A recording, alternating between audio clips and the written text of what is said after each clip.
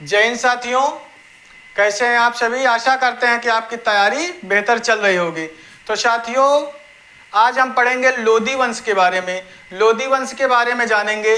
दिल्ली सल्तनत के अंतर्गत गुलाम वंश, खिलजी वंश, तुगलक वंश, सैयद वंश और सैयद वंश के बाद अंतिम वंश लोदी वंश आता है। तो लोदी वंश के बारे में साथियों हम जानेंगे और पढ़ेंगे।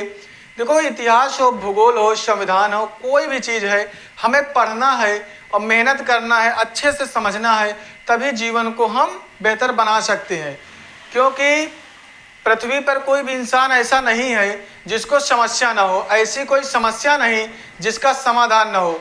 मंजिलें कितनी भी ऊंची क्यों ना हो, रास्ता हमेशा पैरों के तले से होकर के गुजरता है। तो साथियों, आज हम लोदी वंश के बारे में पढ़ेंगे।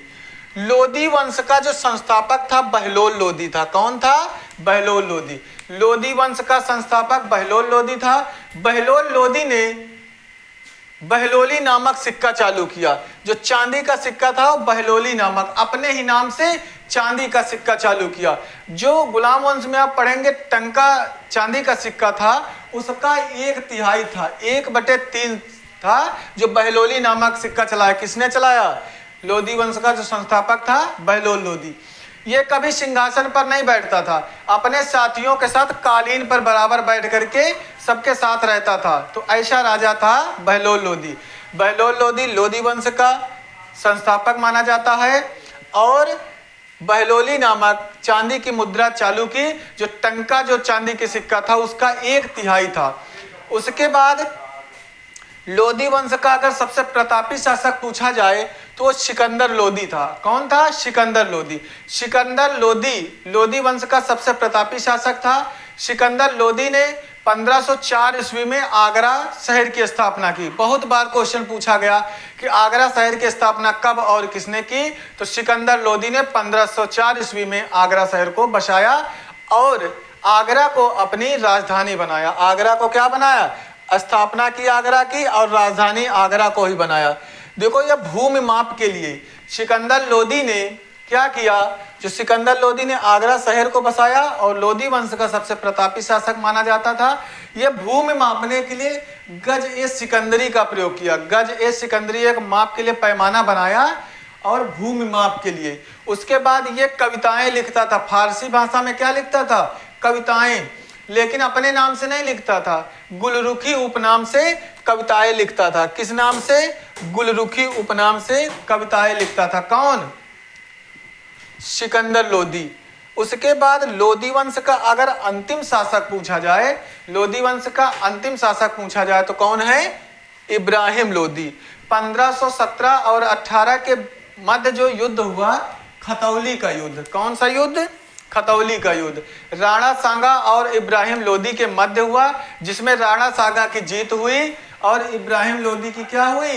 हार हुई। तो राणा सांगा की जीत तो हो गई खतौली के युद्ध में 1517 में। इब्राहिम लोदी के जो चाचा थे, इब्राहिम लोदी के क्या थे? चाचा आलम खां। इब्राहिम लोदी के चाचा कौन थे? आलम खां। और पंजाब के शासक दौलत खां। इब्राहिम लोदी के चाचा जो थे आलम खां और पंजाब के शासक दौलत खां, दोनों ने बाबर को युद्ध का निमंत्रण दिया कि आकर के इब्राहिम लोदी की सेना बड़ी थी, इसको युद्ध में पराजित करूं। और पराजित करने के बाबर भारत में 21 अप्रैल 1526 को पानीपत के प्रथम युद्ध में आता है। बाबर की सेना तो छोटी थी लेकिन बाबर के पास तोपें थी। तो सबसे पहले तोप का प्रयोग किसने किया? तो पूछा जाए तो बाबर ने पानीपत के प्रथम युद्ध में तोप का प्रयोग किया। और इसके जो 2 तोपची थे, तोप चलाने वाले, अली एवं मुस्तफा थे। कौन थे? अली और मुस्तफा। इसने युद्ध में तुगलमा पद्धति का यूज किया। अब उधर से तोप के सामने जैसे हाथी घोड़ा उधर तोप के गोले दगे, तो इधर से हाथी घोड़ा इधर है अपने ही तरफ को भागे उलट करके। जब अपनी तो इब्राहिम लोदी की जो सेना थी उसी को कचरते हुए निकल गए, यानी वो ही चोटिल हो गए अपने ही सेना से। उसके बाद इब्राहिम लोदी जो है युद्ध स्थल में मारा गया। तो पूछा जाता है, क्वेश्चन यही से बनता है कि दिल्ली सल्तनत का कौन सा ऐसा शासक था जो कि युद्ध स्थल में मारा गया? तो इब्राहिम लोदी था। कौन था?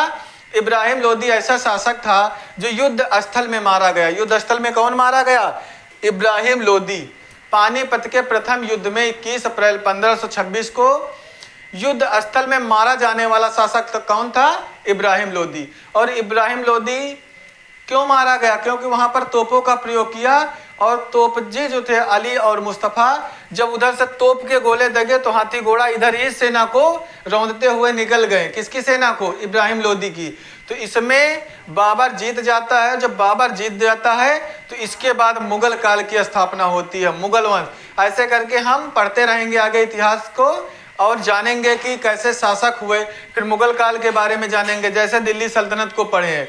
तो आप लोग अपनी मेहनत को बेहतर बनाने के लिए, अपनी तैयारी को बेहतर बनाने के लिए हमारे प्रचंड एकेडमी के यूट्यूब चैनल को सब्सक्राइब कर लीजिए। आगे भी लाइक शेयर करते रहिए ताकि जो भी व्यक्ति पढ़ने वाला है उसको शिक्षा मिलती रहे। तो शिक्षा कहे नहीं भीमराव अम्बेडकर जी, शिक्षा वह शेरनी का दूध है जो पिएगा वही दहाड़ेगा। अगर आप जीवन में कुछ करना है तो आपको शिक्षित बनना पड़ेगा।